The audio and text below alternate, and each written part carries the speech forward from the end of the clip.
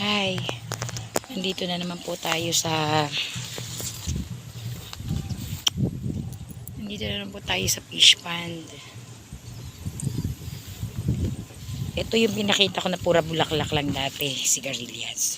Ngayon, mangunguha na tayo para matikman naman natin. Aray ko, kinagat na ako ng langgam.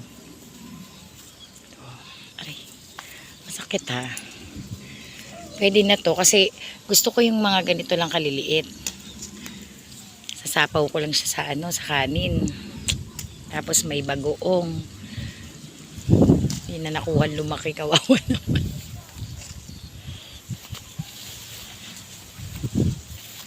Ito yung mga tanim nila dito, nila Kuya Keos. Ni tatay. Ito maghanap tayo ha. Maghunting tayo ng maghantay ng bunga. Yan ang mga, hindi mo talaga mahalata kasi parang lang din siya, parang dahon kasi kulay green lang din. So, maghanap tayo. Magbilugan tayo dito. Tinahan. Yan mga nakatago siya. Kala mo walang bunga eh. Pero, in fairness, ayan tatago lang siya. Hindi na lang maliwanag pa yung mata ko.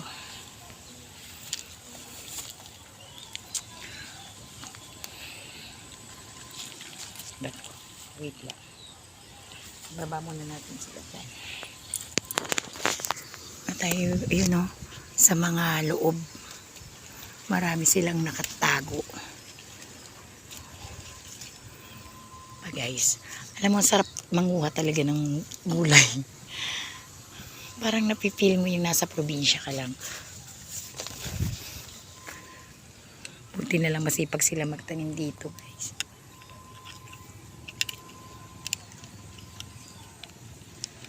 Hanap-hanap. Meron doon, kaso ang taas naman. Di carry ng lola nyo abutin. Ito lang tayo sa medyo mababa. Tingnan mo siya. Nasa loob sila, Hindi mo mapapansin talaga yung bunga nito eh. Hindi mo talaga hinalungkat yung mga ilalim. Daming bulaklak. Magbibigay pa sila ng maraming bunga.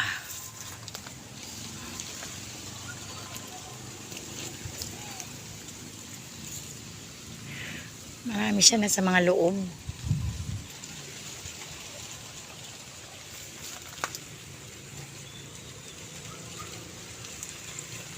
May iba mataas, hindi abot.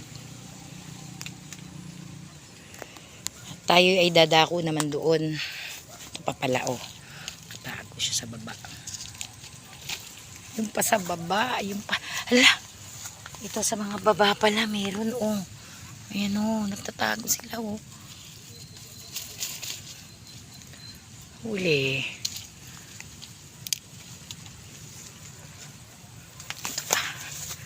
Guys, yan.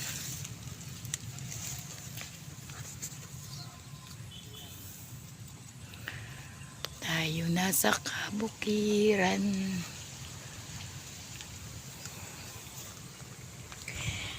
Dito ko muna sila ilalagay sa dahon ng gabi. So ayoko ito.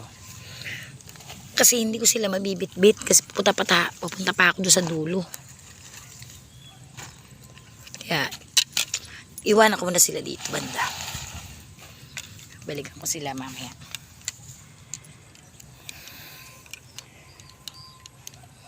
Alam ko anong kunin. Kung okra ba. Mainit kasi guys.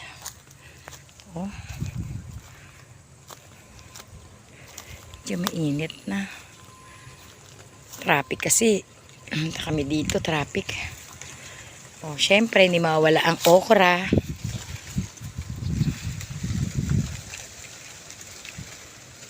Ang okra napakasarap talaga.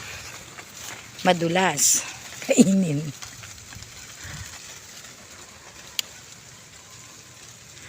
Pero masakit siya guys pitasin.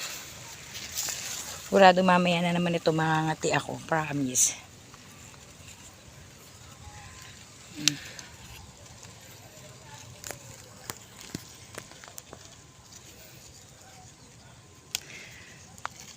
Tama-tama, meron akong ginisang bagoong. Sausaw natin doon. Meron pa dito, ang tawag dito? Tubo. Yan. Silang tubo.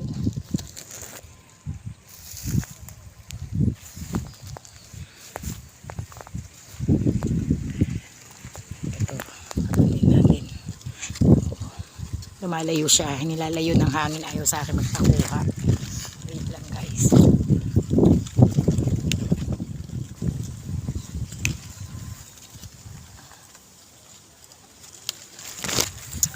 O, diba? Babalik ko muna siya doon sa pinaglagyan ko sa mga sigarilyas para makapamitas pa ako ng iba. Ikot tayo, ikot. Sa dito may mga bunga pa.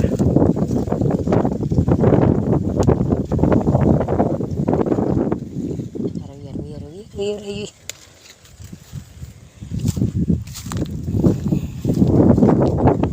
Tinamuhan na dito nila banda. May mga sibuyas nilang talim, oh.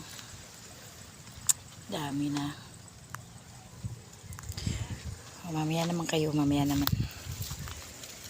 Ako'y nangangati na.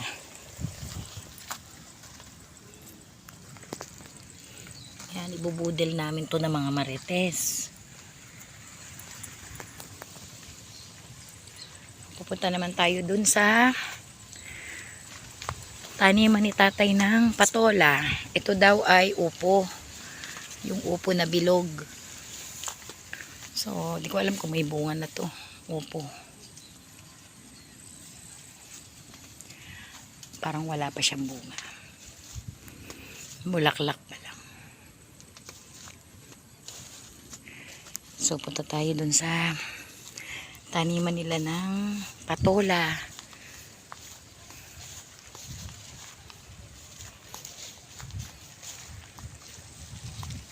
Yan ang patola ni tatay. Guys, ang dami nila ditong tanim na sitaw. Ito po, mga patola nila. Pag pumupunta kami dito, talagang kumukuha kami nito. Sa Bisaya, ang tawag dito sikwa.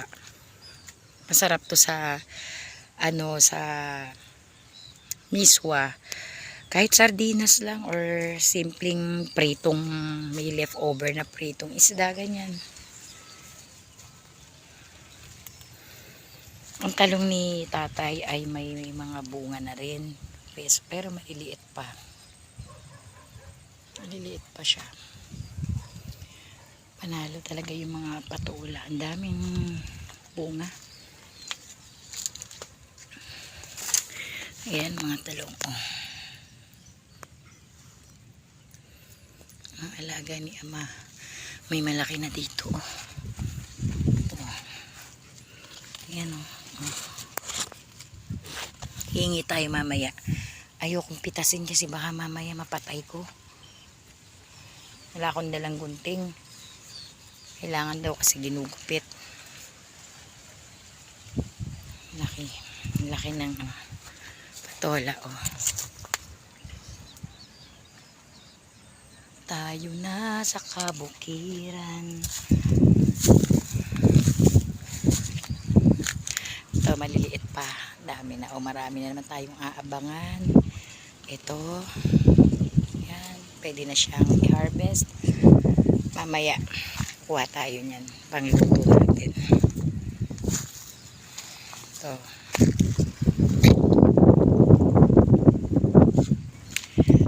Hindi ko alam kung nandito pa yung ni tatay, yung tanim na, yung bunga ng kalabasa niya.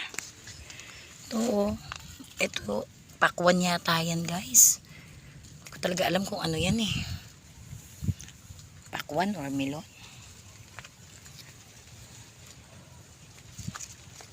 Ito dadako tayo dito sa kanyang mga kalabasa. At titingnan natin kung nandito pa ba yung bunga ng kalabasa niya. I think meron dito. Pero wala. Mga bulaklak. Ang sarap nito guys, yung talbos nito. Ako, ang sarap nito pag naalala ko yung tatay ko. Pag nilulutuan ako nito, gigisahan. Tapos may inihaw na isdan sahog.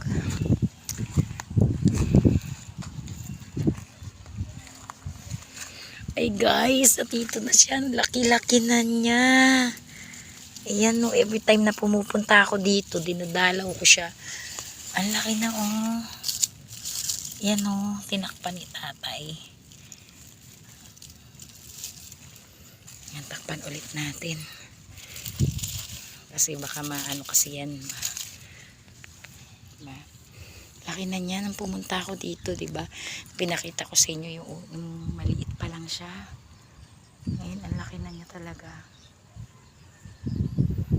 Marami pa tatay tanim dito, mga mais. Yung okra niya, super dami. Ayan o. Mga papabunga pala yung mga baby next month. Marami na yung bunga. Ito din, patola din itong tanim niya na to. Oh.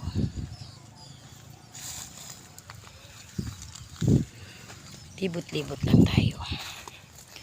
Inano na nila dito, nilinisan na. Kaya hindi na masyadong madamo. Mga natira na lang ilang kangkong, talbos.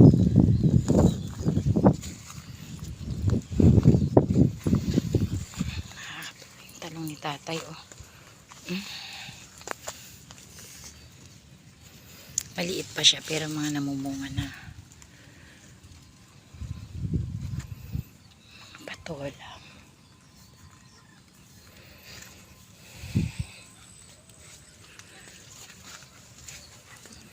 So, ayan po. Nailibot ko na ulit kayo dito sa aming munting farm. Na tinataniman nila ng mga kulay.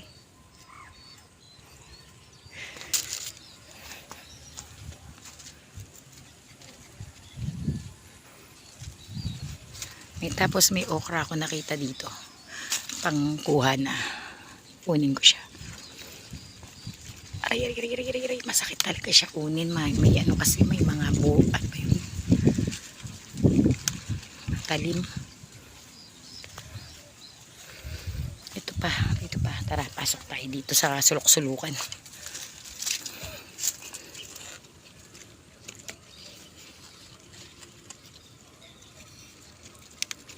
Aray ko. Ang tigas. Kuna. Ito pa. Mamaya puro ano yung kamay ko masakit. Puro tibo. Let's go na. Ganda oh.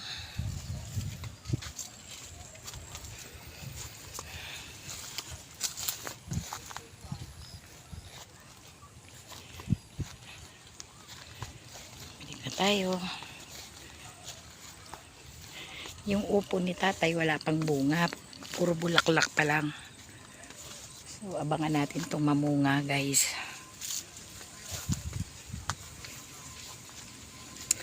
Marami din ditong tanglad. Yan. Kailangan nyo magtinola. Gamitan ng tanglad. Magtanim. Pwede tayo magpantanim dyan. So, balikan ko na yung pinitas ko. Yan. Mga kamarites. Balik tayo sa kubo guys. Nakapangharbat na tayo ng mga gulays.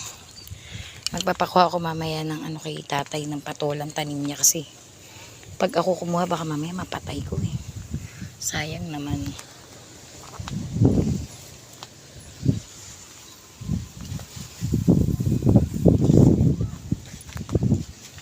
Let's go back.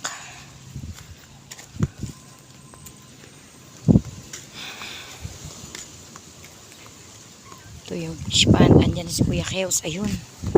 Nakikita ko na siya namamangka. Yan na siya oh.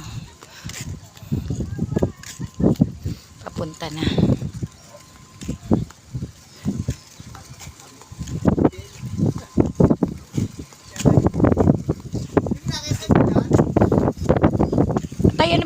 Congressman na yan. Milon yan. Hinog na ba yan? Hilaw yan? Milon niya. Ay, kahit na hilaw pa yan, oh. Ang na naman ako nito, tay. So, yung may maliit pa yung ganito, tay. Ito? Nasa pipino ka, sabi ni Jano. Hindi, hilaw pa to. Painugin mo. Natanggal na? Ang laki-laki nung nandyan eh, malaki dito. Ang liit pa nito eh. May baon pa sila ditong pandesal. So guys, nandito na tayo sa loob ng kubo. Mahangin dito. At syempre, ang aking pinakamamahal na kabiyak ay namimingwit. Naku, ano ba to? Dragon. Ayan. Kinukuha nila to sa fish pan kasi daw ano to janitor fish. Kinakain kasi niya yung mga isda.